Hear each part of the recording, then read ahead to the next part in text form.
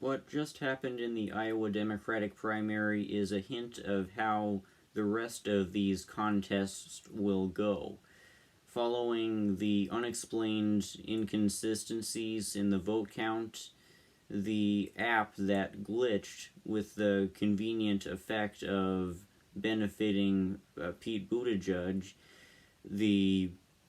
inaccurately counted votes, and the seemingly deliberate mismanagement of the vote counting process, other primary states are undoubtedly going to be rigged in similar or even more extensive manners. Lee Camp just published an article, and you can find it on Mint Press News, about how the groundwork is being laid for the rigging of the California primary through a lot of the same tactics that were used to steal the 2016 Democratic primary from Sanders. They're planning to use tactics from confusing voters into registering for the right-wing independent party in California, when these voters think that they're simply registering as independent from any party, to tactics like making it deliberately difficult for non-hardline Democrat voters to have their votes counted. It's the same old story that we've seen from all the recent rigged elections in American history, from the shenanigans in the 2000 Florida presidential election to the vast series of shenanigans that were carried out in 2016 with the systematic rigging of the process in favor of Clinton. And what I'm warning about basically is that Iowa is just the start of it. That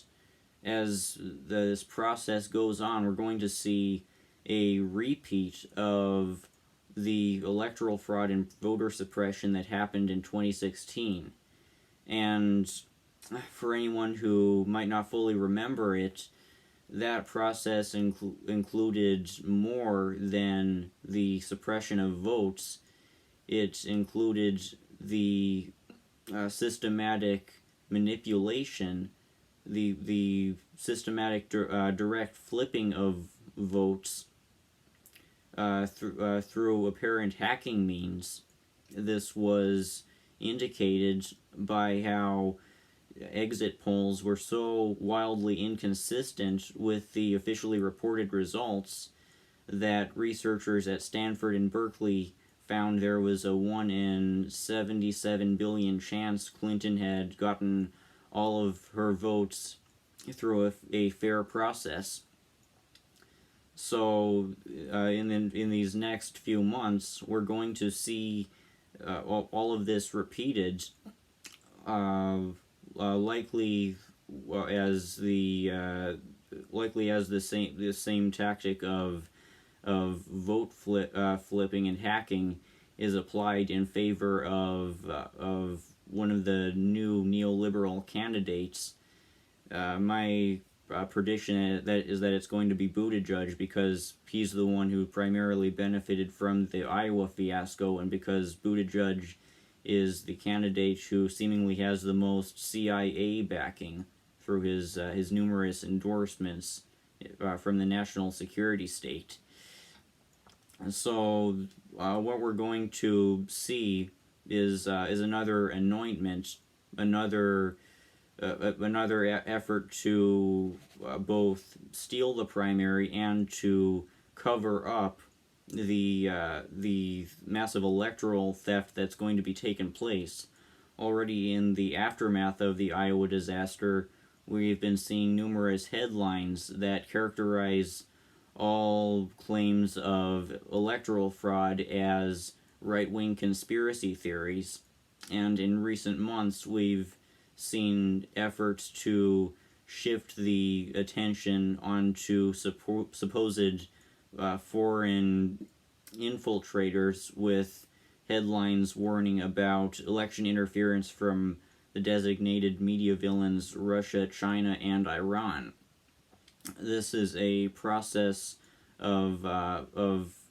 theft, confusion, obfuscation, all of the manipulation tactics that were used to successfully anoint Clinton in 2016 are in the process of being repeated now. And I've learned a lot in these last 4 years since the extent of how much of our democracy has declined was revealed to me in 2016, and I concluded that the way to fight this is not to try to beat their system, not to try to vote our way into electing a candidate like Sanders, who isn't even a real socialist, but to build an alternative power structure that's capable of replacing the bourgeois state. The bourgeois state is the reason why the ruling class is able to manipulate elections like it does. The existence of the bourgeois state is why the bourgeoisie have the upper hand, and why not even social democrats like Sanders can really overcome this fundamentally rigged and corrupt system. We need to build communist parties in this country. We need to build them up. We need to spread class consciousness so that as class struggle continues to develop in the United States in the coming years, then there's going to be a convergence between the ideologically communist factions and the masses of angry people who will be rising up in the streets against the system that's wronged them and driven them into declining living standards over these last 40 years or so of neoliberalism. Factors are converging for a revolution in this next decade, I believe, and the way we're going to take advantage of this revolutionary crisis is to not play the